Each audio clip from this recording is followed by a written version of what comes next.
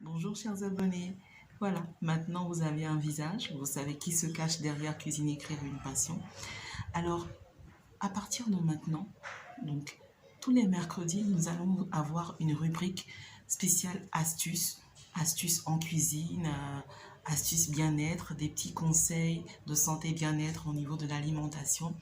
Mais là, aujourd'hui, nous allons parler d'herbes aromatiques. Aujourd'hui, nous parlerons d'herbes aromatiques. Comment est-ce qu'on conserve nos herbes aromatiques?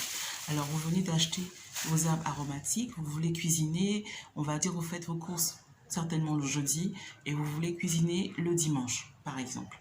Alors, comment est-ce que les conserver? Comment il faut les conserver au frais pour éviter qu'elles s'humidifient au réfrigérateur? Parce que parfois, on les retrouve soit sèches, on les retrouve soit humides carrément et on ne peut pas vraiment les utiliser. On est obligé de partir rapidement chez le primeur pour faire nos achats et reprendre le processus. Allez, on se retrouve tout de suite. C'est tout simple, on prend un torchon propre qu'on a humidifié. On a pris le soin d'humidifier ce torchon propre. Ensuite, on va prendre du sopalin, du papier mouchoir. On utilise et on va humidifier ce papier donc comme ça. On va le poser comme ça sur notre torchon, d'accord? Voilà. Il faut le rendre humide, il ne faut pas qu'il soit complètement mouillé, mais on va l'humidifier comme ça. Ici, nous avons des feuilles de basilic, d'accord?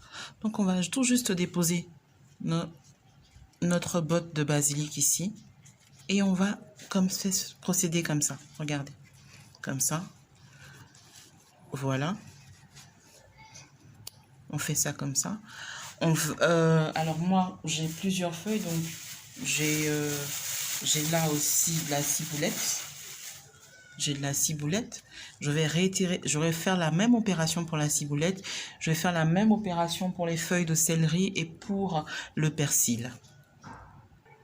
Voilà, alors nous avons fait la même opération avec les feuilles de persil, les feuilles de céleri, la ciboulette et le basilic que nous avons enveloppé de papier, de mouchoir en papier humidifié sur un torchon propre, hein, ça doit être vraiment propre, hein, s'il vous plaît. Et donc, qu'est-ce que nous allons faire avec ça? Puisque nous avons plusieurs, on peut le faire individuellement, on peut le faire on peut le faire par paquet. Donc selon le nombre de feuilles que nous avons, de bottes que nous avons. Mais là, bon, moi, je vais mettre dans un même paquet. Comme ça. J'utilise comme ça un sac. Voilà. Qui doit rester en réfrigération. Donc attention.